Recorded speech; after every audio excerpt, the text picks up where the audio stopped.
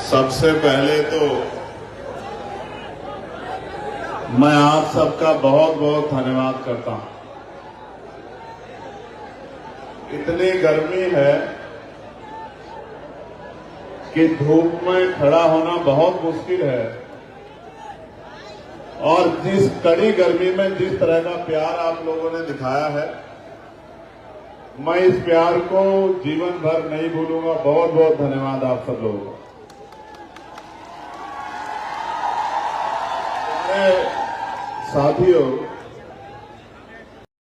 साथियों से आग्रह करूंगा कि अगर वो थोड़ी सी मदद करा देंगे व्यवस्था बनाने में, ये वाली पंक्तियां सामने वाली, तो फिर अच्छा हो जाएगा। क्योंकि जब आप लोग खड़े रहोगे तो जो पीछे वाले हैं वो परेशान बेचैन हो जाएंगे कि हम भाई को कहां से देखें। इसलिए मेरा आपसे आग्रह है कि आप कृपया करके बैठ जाएं, जिससे पीछे जो साथी है मैं उनको देख पाऊं और वो मुझे देख पाएं। क्योंकि मैं रोज रोज लखीमपुर खीरी आता नहीं हूं और उनको भी घर चलाने के लिए मेहनत मजदूरी काम धाम करना पड़ता है, तो वो भी बेचारे रोज रोज रैलियों में जा नहीं पाते हैं। इसलिए अगर आप लोग थोड़ी सी व्यवस्था बना दोगे तो फिर बहुत व्यवस्था अच्छी हो जाएगी। प्यारे साथियों, सर्वप्रथम मैं, क्योंकि सम्राट अशोक जी की जयंती के अवसर पर हमने ये कार्यक्रम अपने साथियों के साथ चर्चा करके तय किया था कि हम अपने महापुरुषों की जयंती पर बड़े आयोजन करेंगे। इसी कारण से ये कार्यक्रम लखीमपुर खीरी में रखा गया। सर्वप्रथम मैं सम्राट अशोक जी को, जो एक ऐसे नायक, ऐसे योद्धा, एक ऐसे चक्रवर्ती सम्राट जिनका डंका पूरे एशिया में बजता था, उन सम्राट अशोक जी को अपने प्यारे श्रद्धा के सुमन अर्पित करता हूं। ऐसे तो सभी लोग नहीं आ जाएंगे और उनकी जयंती पे आप सब लोगों को बधाई देता हूं। यहां इस कार्यक्रम को करवा रहे भाई सुनील कुमार चित्तौड़ जी, सौरभ किशोर जी, इमरान खान जी, श्री कृष्ण जाटव जी, यशवंत मौर्य जी, यही करने आया यार, लाखन सिंह चक जी, अनीस गाजी जी, अरविंद राजवंशी जी, अमित गौतम जी, बहन कामना जगन्नाथ जी, प्रतिमा चक जी, डॉक्टर संतोष जी, विजय सिंह जी, रोहित चौधरी जी, विष्णु चौधरी जी, सोहेल खान जी, हरदीप सिंह जी, मोहम्मद आकिब जी, भाई कुलदीप भार्गव जी, अजय गौतम जी, एडवोकेट सफीक जी, सुनील चौधरी, दाताराम वर्मा जी, दयाराम मौर्य जी, डॉक्टर निसार जी, शिव कुमार वर्मा जी, ओम प्रकाश मौर्य जी, एडवोकेट रामेंद्र वर्मा जी, तुलसीराम वर्मा जी, रामचंद्र गौतम जी, श्री पाल सिंह जी, रोहित गौतम, राहुल गौतम जी, रविकांत गौतम जी, सुषमा राज जी, जगमोहन जी, मुझसे पहले अपनी बात को रख रहे रामेश्वर पवन जी, भाई शेरबाज जी, ओमपाल जी, पूर्व विधायक जो हमसे पहले यहां अपनी बात रख के गए, मैं उनको भी और सबसे ज्यादा बधाई मैं एक एक कार्यकर्ता भीम आर्मी आजाद समाज पार्टी को देना चाहता हूं। इसलिए देना चाहता हूं कि इस गर्मी में तो बड़े बड़े पेड़ पौधे मुरझा जा रहे हैं, लेकिन इस गर्मी में भी आपकी चेहरे की चमक और पसीना बता रहा है कि आपने जो ठाना है वो 2027 में कामयाब होगा। मैं यहां बड़ी संख्या में पहुंची मेरी माओ बहनों को भी, छोटी बच्चों को भी बहुत बहुत धन्यवाद करना चाहता हूं और दिल से उनका स्वागत भी करना चाहता हूं। जो मेरी बहनें और हमारी बच्चियां और हमारी मां यहां बैठी हैं, हमारे वॉलंटियर फोर्स के साथियों का भी मैं धन्यवाद करना चाहता हूं। और जो वॉलंटियर बहनें आज हमारी हैं यहां, जो नीली और सफेद साड़ी पहनकर जो मोर्चा संभाले हुए सारी वॉलंटियर बहनों को भी बहुत बहुत धन्यवाद देना चाहता हूं। और मैं दिल से धन्यवाद देना चाहता हूं पुलिस के भाइयों का और हमारी पुलिस की बहनों का कि वो भी बहुत मजबूती से मोर्चा लेके गर्मी में अपनी ड्यूटी का निर्वहन कर रही है। सांस्कृतिक विरासत हमें सौंपी है और साथ साथ गुलाम भारत में और आजाद भारत में इस देश के कमजोरों को, महिलाओं को, वंचितों को, शोषितों को जगाने वाले राष्ट्रपिता ज्योतिबा फूले, छत्रपति साहूजी महाराज, डॉक्टर बाबा साहब अम्बेडकर, महामना रामस्वरूप वर्मा जी, चौधरी महाराज सिंह भारती जी, सर छोटू राम जी, बाबू श्रीदयाल चौरसिया जी, परमानंद लोधी जी, बाबू जगदेव प्रसाद कुशवाहा जी, जननायक कपूरी ठाकुर जी, रामजी संतू जी लाड, मान्यवर दीना भाना वाल्मीकि जी, मेरे गुरु मान्यवर साहब श्री काशीराम जी, मां सावित्रीबाई फूले जी, मां अवंतिकाबाई लोधी जी, मां झलकारीबाई कोरी जी, मां अहिल्याबाई होलकर जी,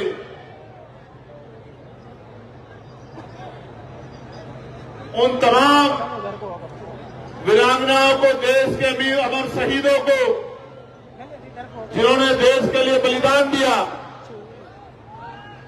उन सबको नमन करता हूं। और नमन इसलिए कर रहा हूं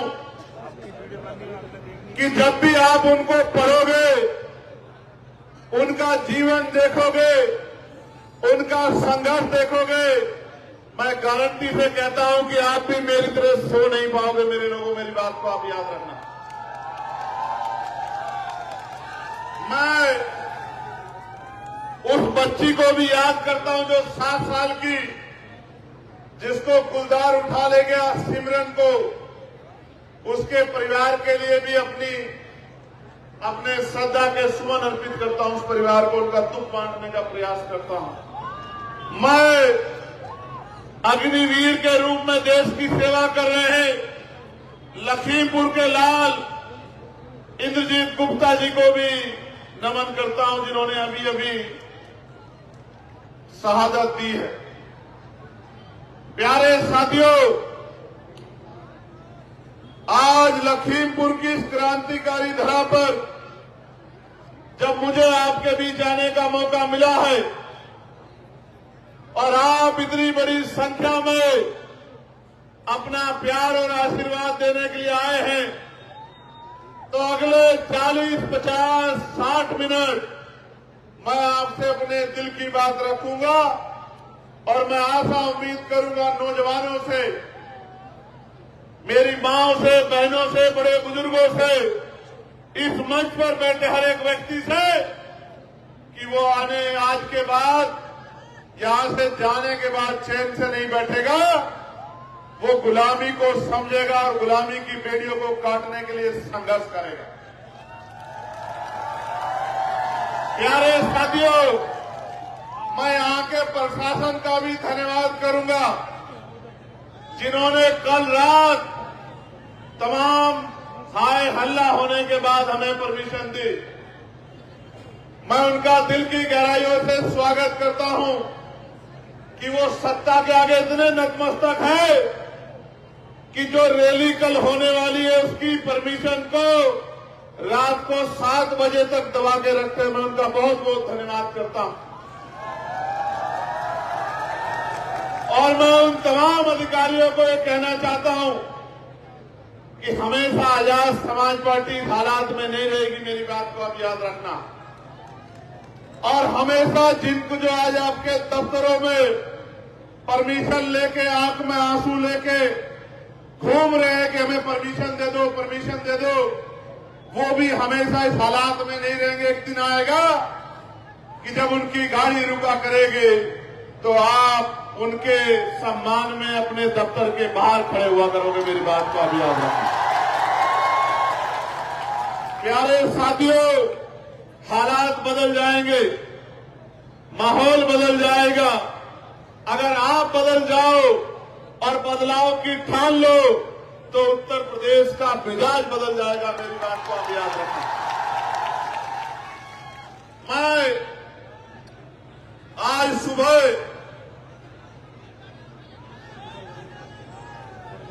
शहीद आजम सरदार भगत सिंह जी से मिला। जब मैं उनसे मिला तो मुझे महसूस हुआ कि नौजवानों में कितनी शक्ति है। यहां बैठे हर एक नौजवान को मैं कहना चाहता हूं, जब मैं सुबह उनसे बात कर रहा था, एक क्रांतिकारी दूत मातृभूमि की रक्षा के लिए, मातृभूमि को अंग्रेजों से आजाद कराने के लिए 24 साल से कम उम्र में अपने प्राणों का बलिदान दिया था। तो मैं सोच रहा था कि ये जो तमाम लोग कहते हैं कि चंद्रशेखर आजाद से तो नौजवान जुड़ा हुआ है, मैं ये कहना चाहता हूं, जब 24 साल का नौजवान अपनी मातृभूमि की रक्षा के लिए, गुलामी की बेड़ियों को काटने के लिए अपने प्राणों का हंसते हंसते बलिदान दे सकता है, तो ये जो युवा यहां खड़ा है नौजवान, अगर ये ठान ले तो 2027 में मुख्यमंत्री जी का बोरी बिस्तरा भी बांध सकता है। इस बात का भी मुझे भरोसा है। और मैं कहना चाहता हूं उत्तर प्रदेश की तानाशाही सत्ता से कि जुल्म जाति अन्याय अत्याचार की बेड़ी कटेगी। नौजवान अंगड़ाई ले रहा है और वो अपने ऊपर हुए एक एक जुल्म का हिसाब 2027 में वोट के आधार पर करेगा। मेरी बात का प्यारे साथियों, मैं ओम प्रकाश वाल्मीकि जी की इन 2 लाइनों से आज की बात की शुरुआत करूंगा। इन त्रासदियों को अभी न जाने कितनी सदियों तक सहना है। इन त्रासदियों को अभी न जाने कितनी सदियों तक सहना है। हौसला रखिए, वे तुम्हें जीने नहीं देंगे और हम तुम्हें मरने नहीं देंगे। मेरी बात का प्यारे साथियों, जब आप घर से मोटरसाइकिल पे, 4 पहिए की गाड़ी पे, पैदल जब घर से निकले होंगे इस उम्मीद से कि हमें रैली में जाके कार्यक्रम को सफल बनाना है, आपके मन में जो भाव है उन भाव का कोई तोड़ नहीं है, उसकी कोई कीमत नहीं है। अब तो हम पे जिम्मेदारी है कि जो वादा हम आज आपसे करेंगे, मैं गारंटी देके कहता हूं, राजकाज बनने दीजिए। साल भर बाद एक एक बात को चेक कीजिएगा पॉइंट के साथ, जो वादा आपने करेंगे उसको पूरा करके देंगे। मेरी बात को आप याद रखें। प्यारे साथियों, मैं आज की बात यहां से शुरू करूंगा कि ये देश जब अंग्रेजों के अधीन था,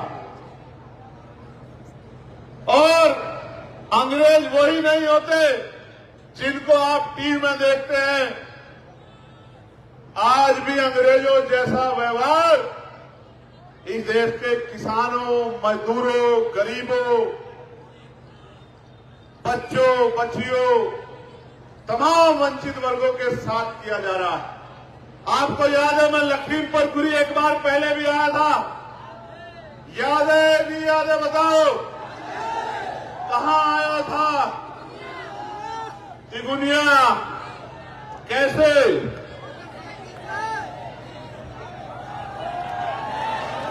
जब सीतापुर से भी पहले पुलिस ने मुझे रोककर वापस कर दिया, तो पुलिस के भाइयों का सम्मान रखते हुए 7 घंटे मोटरसाइकिल की यात्रा करके हम लोग तिगुनिया पहुंचे थे। और क्यों पहुंचे थे? क्योंकि वहां किसानों के साथ अन्याय हुआ था। गाड़ियों के पहियों के नीचे मेरे किसान परिवारों को रोन दिया गया था। मेरे आज भी याद है, मैं उन शहीद किसानों को भी उनकी शहादत पे नमन करता हूं जिन किसानों ने बलिदान दिया। वो टायर किसानों के ऊपर नहीं चढ़ा था, वो हर एक किसान मजदूर के घर पे, उसकी फसल पे, उसके सम्मान पे चढ़ा था। प्यारे साथियों, उन किसान भाइयों को न्याय दिलाने के लिए मैं और मेरे साथी 10-12 मोटरसाइकिल लेके 7 घंटे का सफर करके पहुंचे थे। और आपको याद होगा, मैं बधाई देता हूं आपको कि ऐसे गुंडों को आपने उनकी शक्ति छीन के सत्ता से बाहर करने का काम बहुत मजबूती से किया। इसके लिए मैं आपको बधाई देता हूं। लोकतंत्र की शक्ति उनको दिखाई कि अगर कोई गुंडागर्दी करेगा तो दोबारा लोकसभा की चौखट नहीं देख पाएगा। मैं आपको बधाई देता हूं, आपने बहुत मजबूत फैसला। प्यारे साथियों, बाबा साहब अम्बेडकर 1930 में बात कहते हैं कि हमारे दुखों को हमारे सिवाय कोई और नहीं मिटा सकता है। हम भी इन्हें तब तक नहीं मिटा सकते जब तक राजनीतिक सत्ता हमारे हाथ में नहीं हो। मेरी बात पे गौर करो। लोकतंत्र से पहले बाल प्रजापति, कश्यप, सैनी, मौर्य, साक्य, कुशवाहा, बिंद, राजभर, केवट, मल्ला, जाट, गुर्जर, यादव, लोधी, विश्वकर्मा, सैन, तमाम वंचित वर्गों के बच्चों को अगर किसी ने नहीं पढ़ा तो पढ़ लेना। 1935 से पहले किसी सरकारी पद पे जाने का अधिकार भारत के अंदर नहीं था। 1935 का जो एक्ट बना, और ऐसे नहीं बना एक्ट जिन्होंने नहीं सुना हो, नहीं जाना हो, वो भी जान लो। एक कमेरी मां की कोख से जन्म लिया चंद्रशेखर आजाद आज यहां लखीमपुर खीरी में आपको जनवाने आया है कि लोकतंत्र आने के बाद क्या बदलाव हुए मेरे लोग। तो मेरे प्यारे साथियों, 1928 में बाबा साहब अम्बेडकर ने बहिष्कृत हितकारिणी महासभा के बैनर तले मेमोरेंडम दिया कि देश में अछूतों के, शूद्रों के हालात बड़े खराब हैं, अंग्रेजों को हमारे बारे में सोचना चाहिए। उनकी मेमोरेंडम पे साइमन कमीशन भारत आया। नौजवानों को पढ़ना होगा, अगर lड़ना है तो पढ़ना होगा, और अगर जीतना है तो पढ़ के संघर्ष करना पड़ेगा। मेरे नौजवान साथियों, 1929 में साइमन कमीशन ने जो सर्वे किया, 1929 में जो अपनी लड़ाई खुद नहीं लड़ सकता, उसकी लड़ाई कोई नहीं लड़ सकता। लड़ने मरने से अच्छा है लड़ो, लड़ो, और तब तक लड़ो तब तक आप क्या तो हार ना जाओ या जीत ना जाओ, तब तक लड़ो। 1930 में साइमन कमीशन ने रिपोर्ट दी, और 1930 में ही गोलमेज कॉन्फ्रेंस हुई। पहली गोलमेज कॉन्फ्रेंस में बाबा साहब अम्बेडकर ने कमजोरों के लिए, महिलाओं के लिए, दलितों के लिए, पिछड़ों के लिए कॉन्फ्रेंस में उनके अधिकारों के लिए मांग उठाई। और मुझे बड़े तकलीफ के साथ कहना पड़ेगा कि महात्मा गांधी, जिनको देश ने राष्ट्रपिता बाद में माना, महात्मा गांधी उस समय कमजोरों के अधिकारों के खिलाफ खड़े हुए। ये बड़े तकलीफ की बात है, देश नहीं जानता है, लेकिन हमारे महापुरुषों ने जो संघर्ष किया है, उनके द्वारा जो लिखा गया है, उसको पढ़ के हमें जानकारी है कि कौन कहां खड़ा। प्यारे साथियों, 30 में हुई, 31 में हुई, 32 में हुई गोलमेज कॉन्फ्रेंस। 3 गोलमेज कॉन्फ्रेंस के बाद पूना पैक्ट हुआ और 1935 का एक्ट बना। उस एक्ट में पहली बार तय हुआ कि भारत के लोग भी सरकारी सेवा में क्लास 1 यानी कि सिविल सेवा में भागीदारी कर पाएंगे, हिस्सा बन पाएंगे। 1935 में पहली बार। प्यारे साथियों, आजादी मांगने से नहीं मिली, आजादी भीख नहीं है, आजादी करोड़ों लोगों के संघर्ष से जो शक्ति पैदा हुई, उस शक्ति का परिणाम है आजादी। प्यारे साथियों, बाबा साहब अम्बेडकर ने संविधान में हर एक व्यक्ति को, बालिग व्यक्ति को वोट का अधिकार दिलाने का काम किया। 1935 तक इस देश के पैसे वाले, पूंजीपति, व्यापारी, राजशाही परिवार के लोग, जमींदार, बड़े बड़े टैक्स देने वाले, बहुत पढ़े लिखे लोग वोट करते थे, जिनकी सारी संख्या 10% थी देश की आबादी। कितने परसेंट? जोर से बताओ, कितने परसेंट?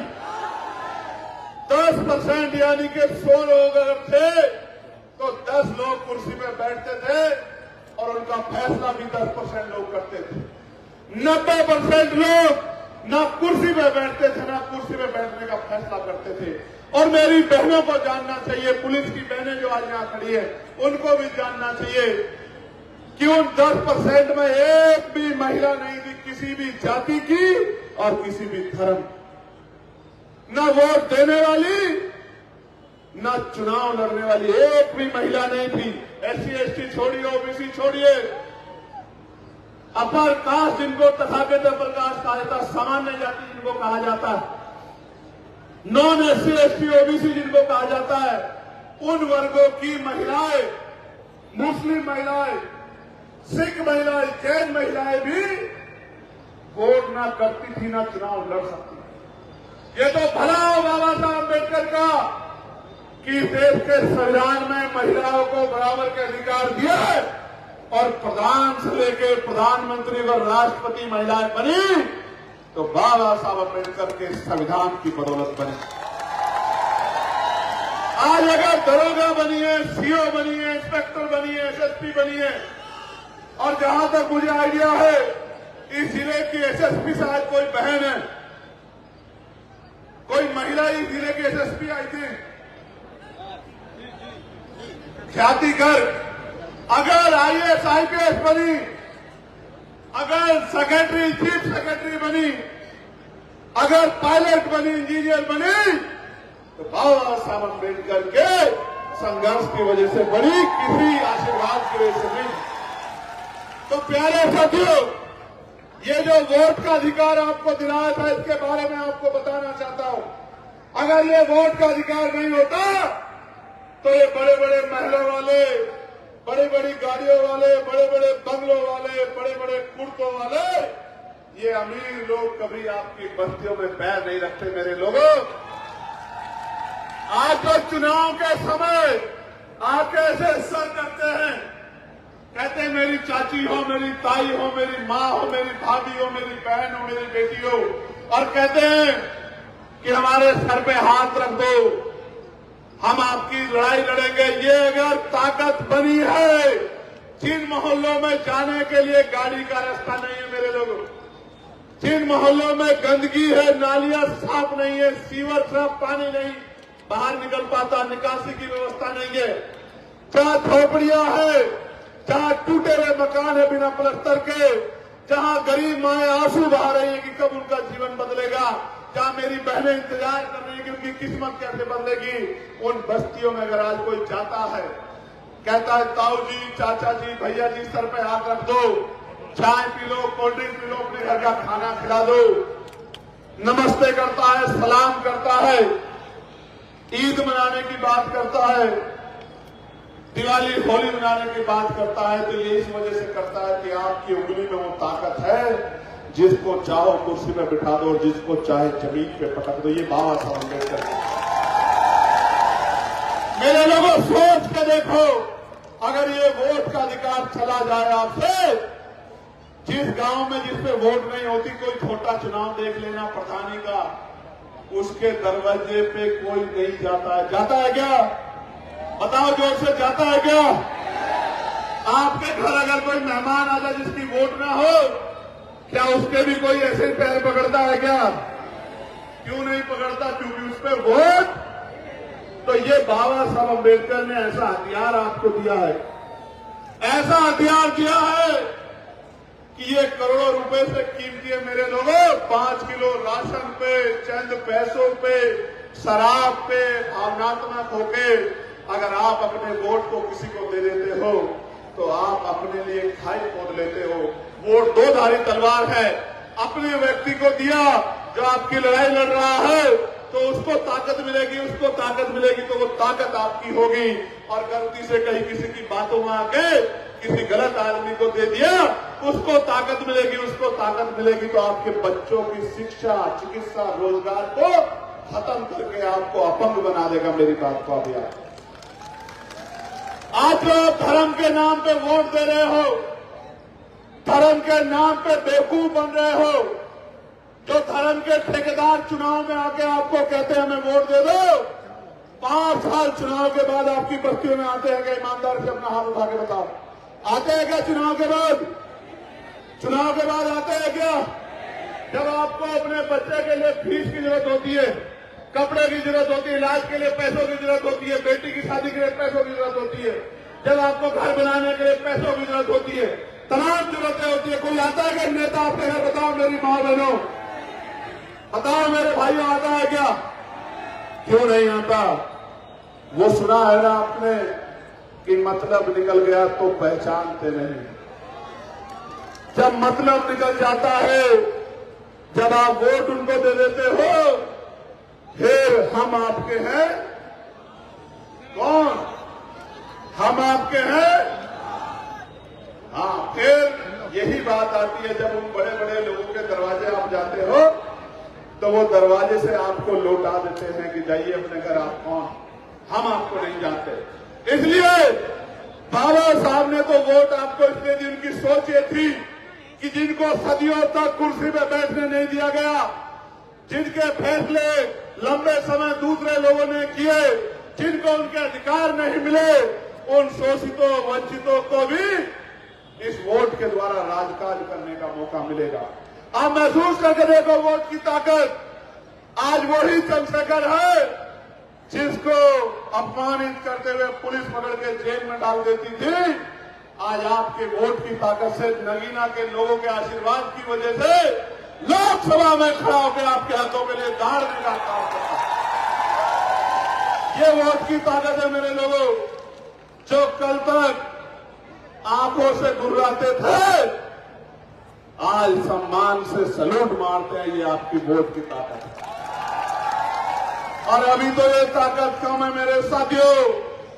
एक मौका उत्तर प्रदेश में आने दो, मेरी बात को आप याद रखना। एक मौका उत्तर प्रदेश में, मुझे सलूट मारे ना मारे, लेकिन हर एक गरीब को सलूट मारने का काम ये करेंगे, मेरी बात का। और जो आपको सताए उसका नाम संगठन को लिख के दे देना, उसका विशेष ख्याल रखेंगे, मेरी बात को आप याद रखें। प्यारे साथियों, मैं फिर कह रहा हूं, ये समय समय की बात है। 9 महीने का समय बाकी है। हो सकता है 9 महीने बाद ये नौजवान, ये सैलाब संकल्प लेकर अगर काम कर लेगा, तो हो सकता है हालात बदल जाएंगे और जिनको आज परमिशन नहीं मिल रही है उनकी परमिशन, उनकी सभा की व्यवस्था डीएम-एसएसपी आके कराया करेंगे। मेरी बात का प्यारे साथियों, बाबा साहब का लक्ष्य था कि हम, जो मैंने पहले कहा कि हमारे दुखों को हमारे सिवा कोई नहीं मिटा सकता। आपके जीवन में जो गरीबी है, बेबसी है, लाचारी है, जमीन नहीं है, घर नहीं है, शिक्षा नहीं है, रोजगार नहीं है, तमाम परेशानियां हैं, बाबा साहब कहते हैं कि इनकी अपनी समस्या को आप वोट की ताकत से मिटा सकते हैं। और मान्यवर काशीराम साहब तो और बड़ी बात कहते हैं, वो ये कहते हैं जिनका राजकाज होता है उनकी बहन बेटियों के साथ अन्याय अत्याचार नहीं होता, उनको मूछे रखने में उनकी हत्याएं नहीं होती, उनकी घोड़ियां नहीं रोकी जाती, उनके साथ जुल्म जाती नहीं होती, उनको किसी के आगे हाथ नहीं फैलाना पड़ता। इसलिए मैं आपको कहना आया हूं, संघर्ष करने के लिए तैयार होना पड़ेगा। तैयार हो या नहीं तैयार हो बताओ? नहीं, आवाज कम आ गई, जोर से बताओ। ये सरकार कितनी हितैषी है आपकी जानना चाहते हो? जानना चाहते हो नहीं जानना चाहते हो बताओ? ये सरकार इतनी हितैषी है कि बाबा साहब अम्बेडकर जी की जयंती 14 अप्रैल को आ रही है। आप अपने एसडीएम डीएम के पास जाना, थाने में जाना, इंस्पेक्टर साहब कहना कि साहब हम बाबा साहब की जयंती मनाना चाहते हैं। बाबा साहब जिन्होंने देश को संविधान दिया, बाबा साहब जिन्होंने गूंगों को जबान दी, बाबा साहब जिन्होंने कमजोरों को कुर्सी दी, लड़ने के लिए लोकतंत्र दिया, आगे बढ़ने के लिए संविधान में अधिकार दिए, अवसर दिए, उन बाबा साहब की जिनको आप भी मानते हो, देश के प्रधानमंत्री मानते हैं, होम मिनिस्टर भी कहते हैं मानता हूं, मुख्यमंत्री भी शीश झुकाते हैं, उन बाबा साहब की जयंती को मनाना चाहते हैं। मैंने आज ही पत्र लिखा क्योंकि मेरे पास 5000 से ज्यादा एप्लीकेशन आई कि भैया हमारे यहाँ परमिशन नहीं दे रहे हैं, हमारे यहाँ परमिशन नहीं दे रहे हैं। और ये आज से नहीं हो रहा है, इससे पिछली 12 से 17 की सरकार में भी यही हाल था। जो आज कह रहे हैं कि भाई हम तो कमजोरों की राजनीति कर रहे हैं, जिन्होंने मान्यवर काशीराम साहब के नाम पे बना मेडिकल कॉलेज का नाम बदल दिया, मान्यवर काशीराम साहब की जयंती में जो छुट्टी थी वो छुट्टी कैंसिल कर दी, प्रमोशन में रिजर्वेशन का बिल फड़वा के कमजोर वर्गों के अधिकारी कर्मचारियों को खून के आंसू रुलाए। वो पार्टी भी कह रही है कि हम भी महापुरुषों का सम्मान करते हैं। प्यारे साथियों, तो परमिशन के लिए जाओगे तो आपको खुद ही पता लग जाएगा कि ये सरकार बाबा साहब अम्बेडकर का और आपकी भावनाओं का कितना सम्मान करती है। इसलिए मैं आपसे कह रहा हूं, और बाबा साहब की बात तो छोड़ो, अपनी बात तो छोड़ो, इनकी पार्टी में 2 दलित समाज के मंत्री हैं कैबिनेट के। एक ने कुछ दिन पहले कहा आगरा में कि साहब मैं 45 मिनट से बैठी हूं, कोई अधिकारी नहीं आया, कोई प्रोटोकॉल का पालन ही नहीं हो रहा है। और दूसरे अभी आए थे एक और जगह पर और 45 मिनट तक कन्नौज में बैठे रहे और जिलाधिकारी दफ्तर में एसी की हवा लेते रहे और अपमानित होकर चले गए। तो फिर मजबूरी में फोन करने का दिखावा करते रहे। इस सरकार में दलित मंत्रियों की ये हालात है। जब इनकी सरकार में इनके मंत्रियों की इज्जत नहीं है तो आपकी क्या होगी, आप खुद ही समझ कर देखें। और आगे बढ़ाता हूं, अभी आप तक नई बात पहुंची होगी। इनके एक मंत्री तो रोने लगे, बोले साहब हमारी बहन बेटियों पर अत्याचार हो रहा है, सच है हो रहा है, मैं भी मानता हूं, लेकिन आप कुर्सी पे बैठ के क्या कर रहे हैं, निकम्मापन क्यों दिखा रहे हैं? इस्तीफा दीजिए, लात मारिए सरकार को। अगर आपके मंत्री होते 4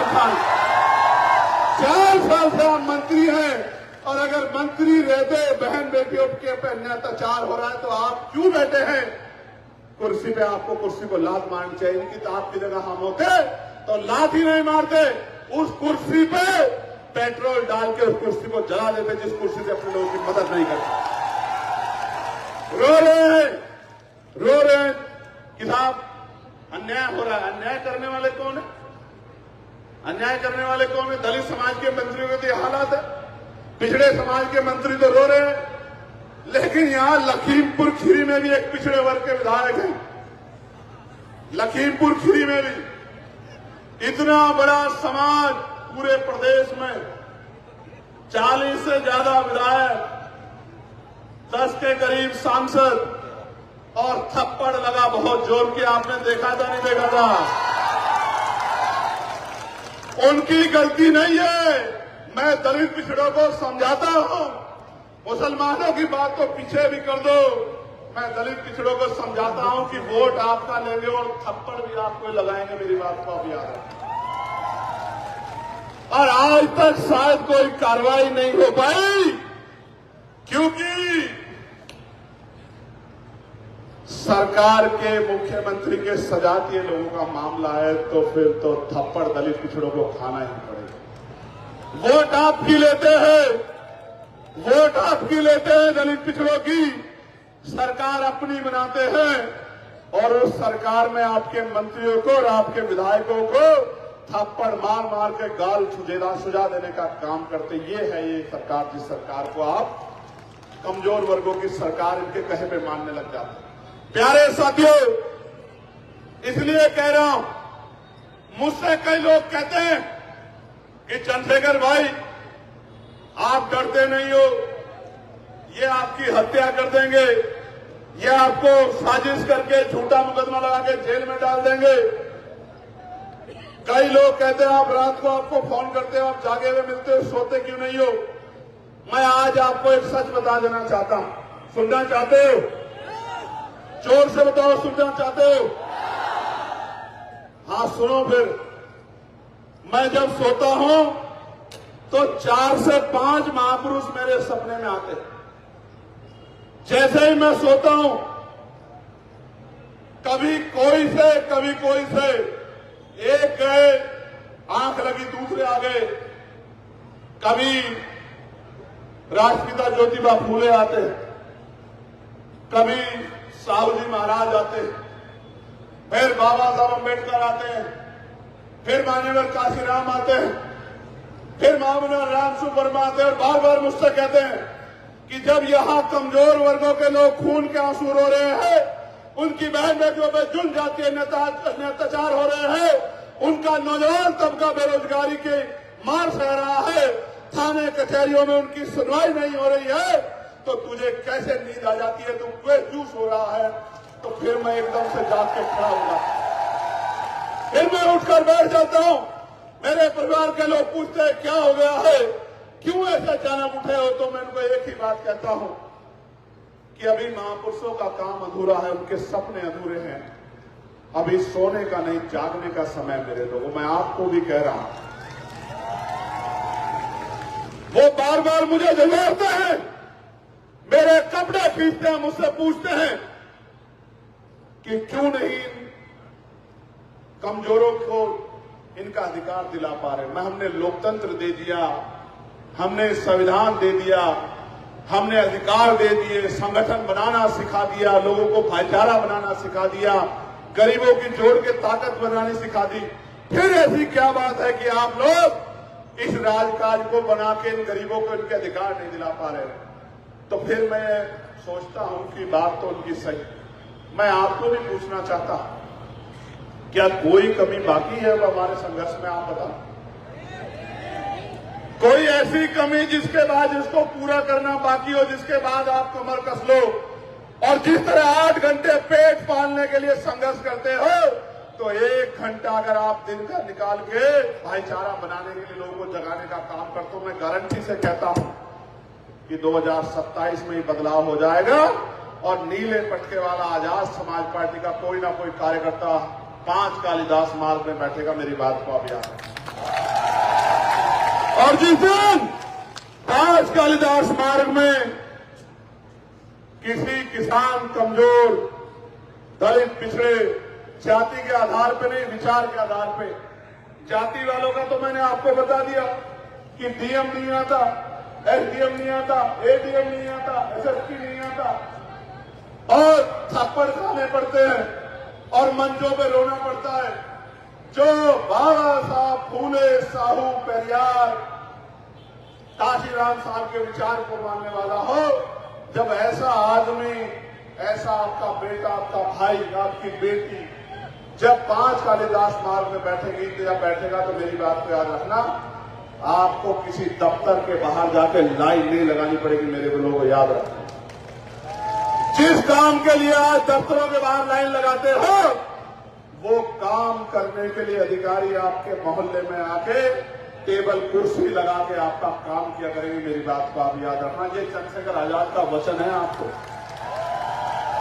ये वचन है चंद्रशेखर आजाद का आपको, जिन अधिकारियों के दफ्तरों में आज इस सरकार में आप पूरे दिन कागज लेके बैठे रहते हो और कोई सुनने वाला नहीं होता, और अधिकारी बड़ा आदमी आता है, सीधा अंदर जाता, मिलके चला जाता है, और जब अधिकारी कमरे से बाहर निकलता है तो घूरते हुए कि पता नहीं कहां से आते गरीब लोग।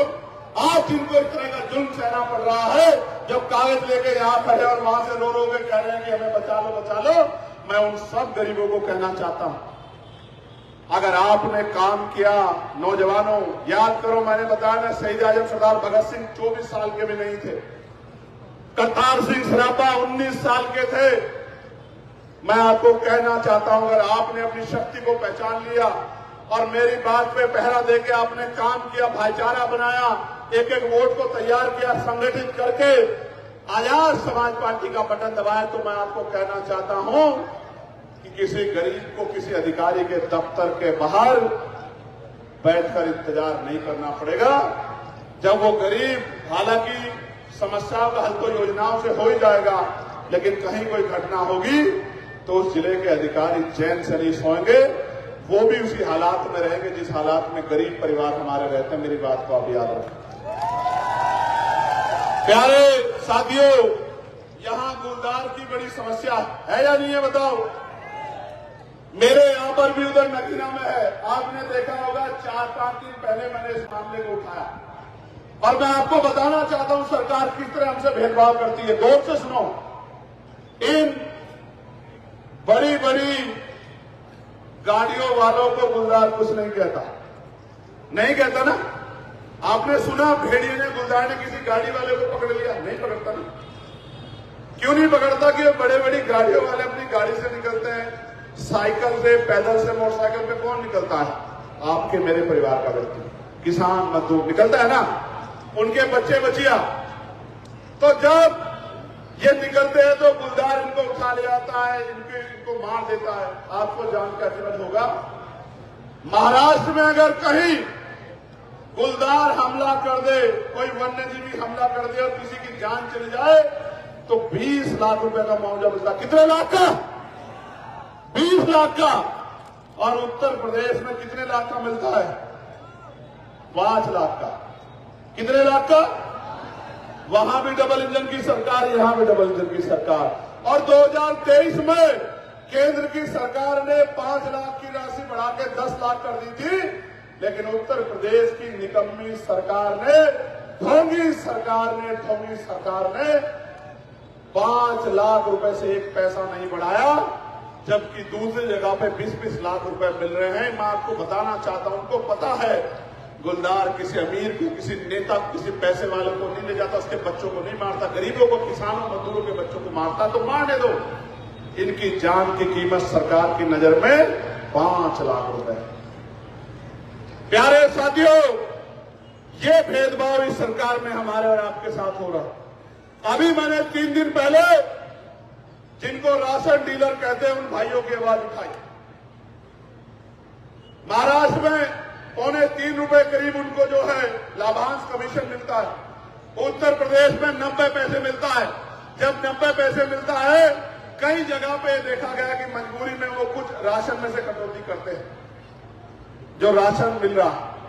मैंने मांग उठाई कि उनको 90 पैसे की जगह 3 रुपए लाभांश कमीशन मिले, जिससे वो जो अनाज ऊपर से आ रहा, पूरा का पूरा अनाज गरीबों के घरों तक पहुंच सके, उनके बच्चों के पेट तक पहुंच सके। प्यारे साथियों, किसानों की बिजली का बिल माफ हो, 2022 में सरकार ने वादा किया था बिजली का बिल माफ करेंगे, उनका कर्ज माफ करेंगे। अभी 5-6 दिन पहले मैंने पार्लियामेंट में जोर शोर से आवाज उठाई कि आप कह रहे थे बिजली का बिल माफ करेंगे, आप कह रहे थे हम उनका जो है आमदनी दोगुनी कर देंगे, आप कह रहे थे कर्ज माफ करेंगे।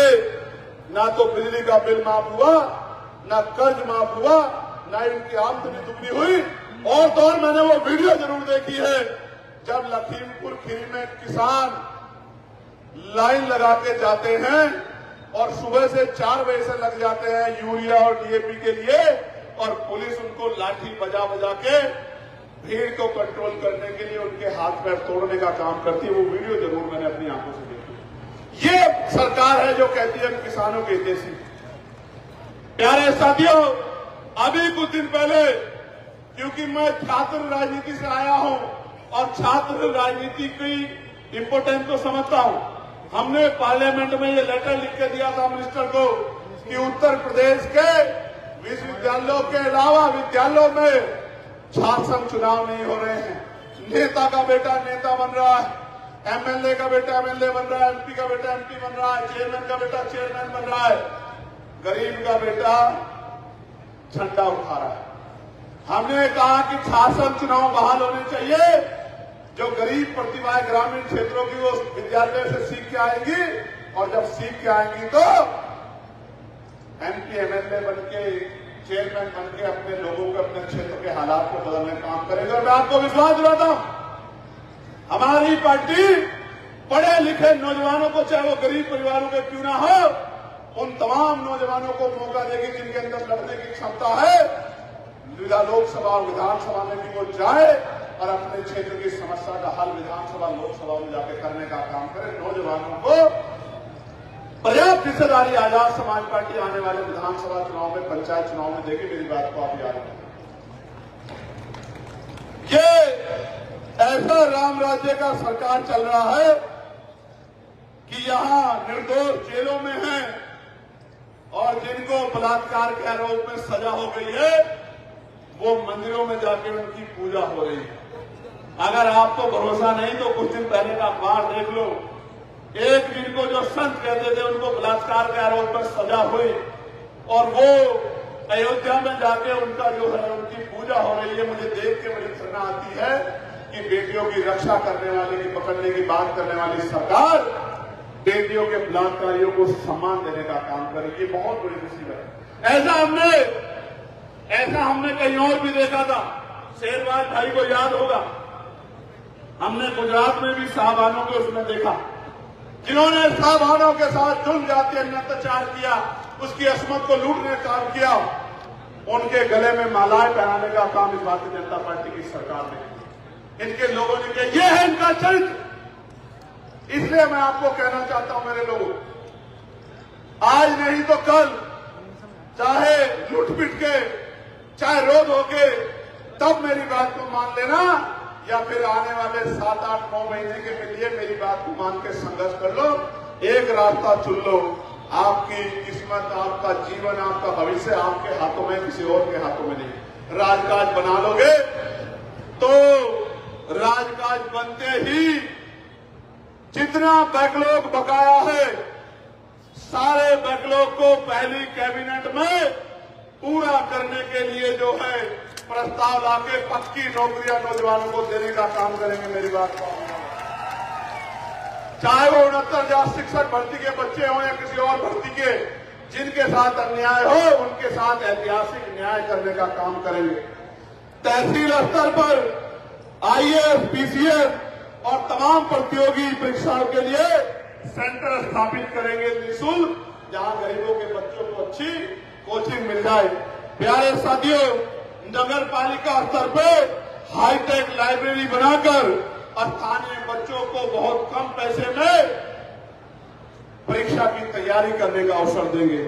आशा बहनें, आंगनबाड़ी बहनें, भोजन माताएं, सहायिकाएं, तमाम बहनों को राज्य कर्मचारी का दर्जा दिलाने का काम करेंगे। और जब तक राज्य कर्मचारी का दर्जा नहीं मिलता 25,000 रुपए का वेतन उनको दिलाने का काम करेंगे। मेरी बात को आप याद रखें। प्यारे साथियों, संविदा व्यवस्था समाप्त करेंगे और कर्मचारियों को नियमित करेंगे और जितने भी डिपार्टमेंट में संविदा पे और आउटसोर्सिंग पे लोग लगे उनको पक्के करने का काम करेंगे और कम से कम 25,000 रुपए का वेतन देने का काम करेंगे। प्यारे साथियों, वित्तविहीन माध्यमिक विद्यालयों में शिक्षकों को सम्मानजनक मानदेय और सेवा सुरक्षा दिलाने का काम करेंगे। सहायता प्राप्त विद्यालयों में शिक्षकों और कर्मचारियों की सेवा सुरक्षा पुनः बहाल की जाएगी। खेलकूद से जुड़ी योजनाओं में को नगर पंचायत में ब्लॉक स्तर पर लागू करेंगे। मैनुअल सफाई समाप्त कर नगर पंचायत और ब्लॉक स्तर पे और ग्रामीण स्तर पे मशीन आधारित व्यवस्था लागू करेंगे। साथ ही सुरक्षा उपकरण, नियमित वेतन, दुर्घटना बीमा और कैशलेस इलाज की सुविधा भी देंगे। संविदा लाइनमैन, कई मैंने मामले देख लिए कि लगातार लाइनमैनों की जान जा रही है। उन लाइनमैनों को पक्की नौकरी दी जाएगी और दुर्घटना होने पे बीमा व कैशलेस इलाज की सुविधा दी जाएगी। रेहड़ी और पटरी वालों को, छोटे व्यापारियों को वेंडिंग जोन बनाकर सुरक्षित बाजार उपलब्ध कराए जाएंगे। वन टाइम टैक्स प्रणाली में संशोधन कर पुराने वाहनों को राहत दी जाएगी। नर्सरी व्यवसाय को आसान ऋण और मुफ्त बिजली और सरकारी योजनाओं का लाभ दिलाया जाएगा। स्मार्ट मीटर की समस्या का समाधान किया जाएगा और कम से कम 300 यूनिट बिजली फ्री दी जाएगी। कितनी यूनिट? जोर से बताओ। पहले आता था 300-400 का बिल, अब कितना आता है? कितना आता है? अब आता है 3-4-5 हजार रुपए का। जैसे उत्तर प्रदेश में बिजली सोने के तारों में आ रही हो, पुराना बिजली का बिल माफ किया जाएगा और बिजली का रेट हाफ किया जाएगा। मेरी बात को आप याद रखना। और 300 यूनिट बिजली फ्री दी जाएगी। प्यारे साथियों, एक बार फिर बोल रहा हूं, इस बार संघर्ष कर लो। इस बार संघर्ष कर लो तो अगले साल जब बाबा साहब अम्बेडकर की जयंती आएगी, आपके मसीहा की जयंती आएगी, तो बहुत सम्मान से परमिशन के लिए कहीं भटकना नहीं पड़ेगा। बहुत सम्मान से मनाने का मौका मिलेगा अगर आपने अब आने वाले 9 महीने संघर्ष कर लिया। लिख के रख लो, अगले 5 साल में जो मैंने बात कही है, पॉइंट टू पॉइंट चेक कर लेना, एक एक बात पूरी करेंगे। और ये जो समस्या है अभी आपके यहाँ जंगली जानवरों की, इसको पूर्णतया खत्म कराने का काम करेंगे। प्यारे साथियों, मैं बहुत जिम्मेदारी से आपसे कह रहा हूं, ओबीसी को उप कोटे के बिना महिला आरक्षण लागू करना कोई ऐतिहासिक प्रगति नहीं है, बिल्कुल सामाजिक न्याय की अवधारणा पे गंभीर अन्याय है। प्यारे साथियों, हालात कैसी है? हालात ऐसी है कि चंद्रशेखर सरोज को दिन में पीटा और रात को उसके घर में आग लगा दी और आरोपी खुलेआम घूम रहे हैं, कोई पूछने वाला नहीं है। फतेहपुर सीकरी में हजरत सलीम चिश्ती की दरगाह पर उर्स के दौरान गंदगी फैली हुई है और कोई पूछने वाला नहीं है। शाहजहांपुर जिले में पुआया थाने में हमारे पाल समाज के बुजुर्ग को जातिवादियों द्वारा अमानवीय व्यवहार करके मुर्गा बना के अपमानित किया गया। और पीलीभीत में मूसेपुर पंचायत में जयसिंह जो वृद्ध गौरक्षण केंद्र में 2 दिन तक पशुओं के साथ तड़पा कर मार दिया गया। कोई कहने वाला नहीं है। जो सरकार कहती है गौरक्षकों की सरकार है, यही पीलीभीत में कई गौवंश मर गए हैं, कोई पूछने वाला नहीं है। ये बात मैं आपको इसलिए बता रहा हूं मेरे लोगों, आप अखबार उठा के देखना, आपको पूरे प्रदेश में 100 ऐसी घटनाएं मिलेगी। यहां मार दिया, यहां जला दिया, यहां सता दिया, यहां रेप हो गया, हत्या होगी। इस सरकार में कोई गरीब, दलित, पिछड़ा, मुसलमान आराम से नहीं जी पा रहा। मैं मुस्लिम भाइयों को भी कहना चाहता हूं, आपने सबको आजमा के देखा है, सबको ताकत दी है। कहीं बुलडोजर चल रहा है, कहीं इनकाउंटर हो रहा है। और बीजेपी के एक विधायक ही कह रहे थे, मैं एक इंटरव्यू में सुन रहा था, देवेंद्र सिंह जी, वो कह रहे थे 90% इनकाउंटर झूठे करवा रही है सरकार और अधिकारी अपने नेताओं को खुश करने के लिए करवा रहे हैं। मैं आपको बताना चाहता हूं, ये गुंडागर्दी की सरकार का इलाज ये नीले झंडे वाले ही करेंगे। मेरी बात को आप याद आज मस्जिदों पे, मदरसों पे, खानकाहों पे जिस तरह का हमला हो रहा है, धार्मिक आजादी को जिस तरह कुचला जा रहा है, ये सब आपके और मेरे सामने है। कोई कहने वाला, कोई सुनने वाला नहीं है। कोई आवाज उठाता है। आपके नेता आजम खान देखो जेल में सड़ रहे हैं। आपके और नेताओं का क्या हाल किया है। ये अपने नेताओं की रक्षा नहीं कर सकते, आपकी मेरी रक्षा क्या करेंगे। इसलिए मैं आपको भी कहना चाहता हूं, डर कर वोट मत करो, अपनी हिस्सेदारी के साथ वोट करो, स्वाभिमान सम्मान के साथ वोट करो। आजाद समाज पार्टी का दामन थानो और सम्मान, स्वाभिमान सम्मान के साथ अपनी वोट के अधिकार के साथ आगे बढ़ो। अगर आप डर कर वोट करोगे तो वही मिलेगा जो मिलता है। फिर मत कहना कि आओ चंद्रशेखर भाई हमें बचा लो, बचा लो, बचा लो। क्यों? क्योंकि और तो कोई आपकी बात को सुनने वाला नहीं। आप चेक करके देखो, मैं आपसे कह रहा हूं, अल्पसंख्यक आयोग ने पिछले 11 साल में एक भी रिपोर्ट पेश की है, एक भी रिपोर्ट। और इतना नेता किसी ने सवाल नहीं किया कि फिर ये आयोग कर क्या रहा है। अगर ये एक भी रिपोर्ट पेश नहीं कर रहा, फिर ये नेता कर क्या रहे, फिर ये आयोग कर क्या रहा है।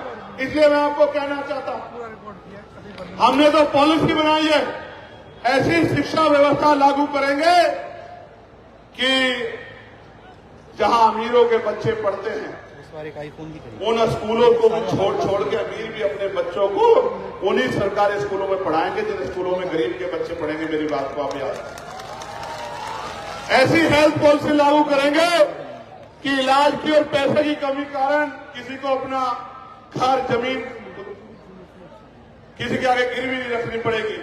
ऐसी कानून व्यवस्था लागू करेंगे कि गरीब किसान मजदूर को कोई जुल्म जाति का शिकार नहीं बना पाएगा। और मैं बहुजन मीडिया के भी अपने भाइयों बहनों का बहुत बहुत धन्यवाद करना चाहता हूं।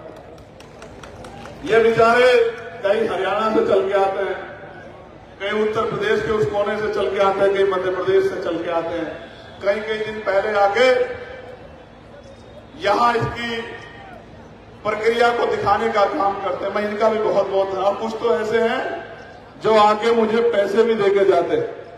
एक छोटी बच्ची जो बाराबंकी में नहीं मिल पाई थी, उसके पिताजी, क्या नाम है, मैं नाम नहीं जानता, क्या नाम है उनका,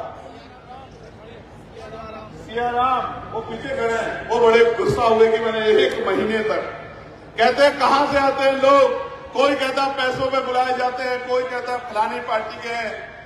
लेकिन सियाराम भाई जैसे लोग जो 1 महीना रिक्शा चला के प्रचार करते हैं और बिल भी नहीं पाते हैं, ऐसे लोगों का नेता आज चंद्रशेखर आजाद। इसलिए बड़ा गर्व होता है। वो बच्ची आई गुल्लक लेके, कहां है उसकी गुल्लक, ये देना मुझे। ये गुल्लक लेके वो आई है, पूरी भरी हुई है, देखो आवाज आई नहीं आई। ये गरीब के मेहनत का पैसा है और ये पैसा ऐसा इनकलाब लाएगा उत्तर प्रदेश में कि गरीबों के आंखों के आंसू फिर दोबारा उनकी आंखों में नहीं आएंगे। नीरज भाई, ये एक मां है जो ये पैसे लेके आई। नोट की मोटाई इतनी बढ़ गई है कि वजन तोलोगे तो कई नोट के बराबर होगा। ये पसीना है गरीबों का, मजदूरों का पसीना। ये पैसा ऐसे नहीं आया। ये वो 50 का नोट है जो आजकल मार्केट में कम दिखता है। देखो रीज बाबू, देखो विशाल, निरंजन, देखो जो नहीं दिखता, ये मेरी मां ने उठा के रखा है। मेरे पास शब्द नहीं है। एक मेरा छोटा भाई तेरा अंशुल है इसका नाम, वो पेंटिंग रखी है। ये कल इसने बनाई अपने खून से पेंटिंग।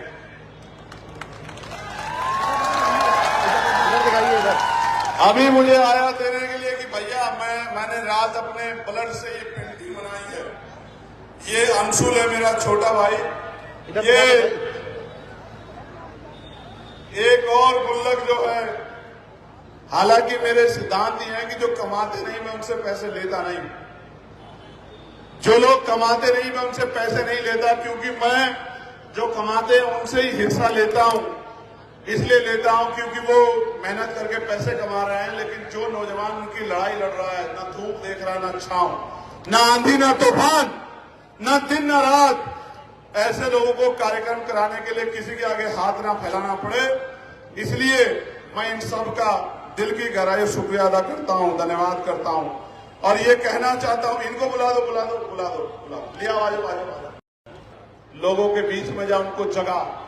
और दूसरा, मेरे ऐसे परिवार के लोग मेरी हिम्मत बढ़ाने का काम करते, इस वजह से चंद्रशेखर आजाद को रोकना मुश्किल ही नहीं, नामुमकिन है। मेरी बात को आप याद रखें।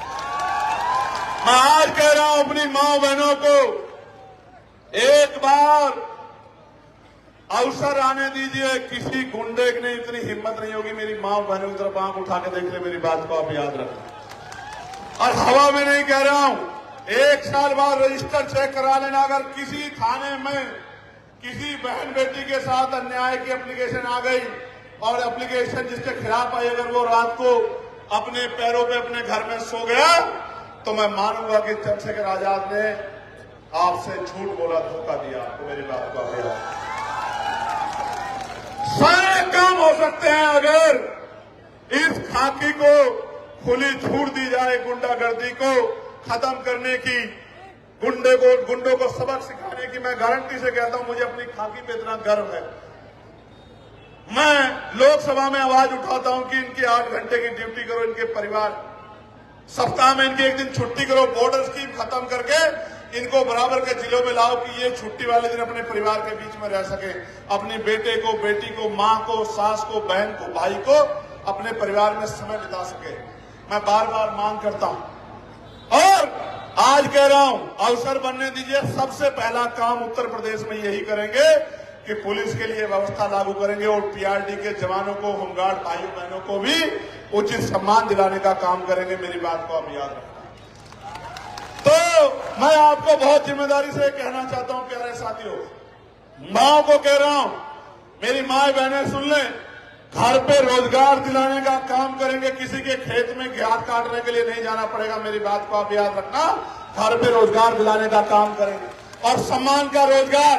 जब 4 पैसे जेब में आएंगे तो देख लेना, अपने आप अंग्रेजी भी आ जाएगी। इस बात को मेरे ध्यान रखना, हिंदी भी चली जाएगी, अंग्रेजी भी आ जाएगी। और जो नए स्कूल बनाएंगे उनमें पढ़ाई अंग्रेजी में कराएंगे। अंग्रेजी मीडियम का मुकाबला सरकारी स्कूलों से कराएंगे। मेरी बात को आप याद रखना। जहां 20,000 रुपए, 15,000 रुपए खर्च करने पड़ते हैं महीने के, वहां 50 रुपए में पूरे महीने की फीस पे पढ़ाई करवाने का काम करेंगे। वो पढ़ाई के पैसे भी सरकार देगी। मेरी बात को अभी आप देखो, अपने यहां पर बहुत सारे प्राइवेट स्कूल होंगे। हर साल स्कूल अपना सिलेबस बदल देता है और माँ बाप को कहता है नई किताबें ले आओ। ये जो अंधेर गर्दी चल रही है, अंधेरी नगरी चौपट राजा, टके शेर बाजी, टके शेर खाजा, ये जो अंधेरी नगरी का पाठ चल रहा है, लूट खसोट चल रही है, इस लूट खसोट को भी तोड़ने का काम करेंगे। सरकारी दफ्तरों में काम के लिए किसी से 1 पैसे की रिश्वत नहीं ली जाएगी। अगर रिश्वत कोई ले लेगा तो उसके पद को रिक्त करके उस पर भी भर्ती निकाल के दूसरे नौजवान को रोजगार देने का काम करेंगे। मेरी बात को आप याद रखें। प्यारे साथियों, मैं आपसे भी कुछ चाहता हूं। आप बताओ, मदद करोगे नहीं करोगे? दोनों हाथ उठा के बताओ, करोगे नहीं करोगे मदद? यहां से जाने के बाद चैन से तो नहीं बैठोगे? घर घर जाके, गली गली जाके काम करोगे नहीं करोगे? माँ को, बहनों को जोड़ने का काम, जगाने का काम करोगे नहीं करोगे? वोट का इस्तेमाल करना जान गए हो नहीं जान गए हो? अपनी ताकत बनाओगे या नहीं बनाओगे? किसी की बातों में तो नहीं आओगे? अगर बातों में आओगे तो फिर 5 साल जुर्म जाते अत्याचार सहने के लिए तैयार रहना पड़ेगा। फिर कहना चंद्रशेखर भाई आ जाओ, किसानों को गाड़ियों से कुचल दिया, चंद्रशेखर भाई आ जाओ, लाठियों से पीट दिया, चंद्रशेखर भाई आ जाओ, घर जला दिए। और मैं आज कह रहा हूं, ताकत बना लो, आप घर घर में चंद्रशेखर पैदा हो जाएंगे। मेरी बात को आप याद रखें। प्यारे साथियों, देखो, जो लोग नौजवानों को नजरअंदाज करते हैं, एक दिन आएगा उत्तर प्रदेश में कि नौजवानों की ऐसी ताकत बनेगी जैसी नेपाल में नौजवानों की ताकत बनी है, जैन जी के लोगों ने बनाई है। मेरी बात का हो जाए। लेकिन हम संवैधानिक दायरे से सारे काम करें। कैसे? संवैधानिक दायरे में संविधान के अंदर रह के करोगे नहीं करोगे मदद? घर घर जाके मेरी बात को पहुंचाओगे नहीं पहुंचाओगे? दोनों पैरों पे खड़े हो जाओ अपने अपने सब लोग। लाइए लाइए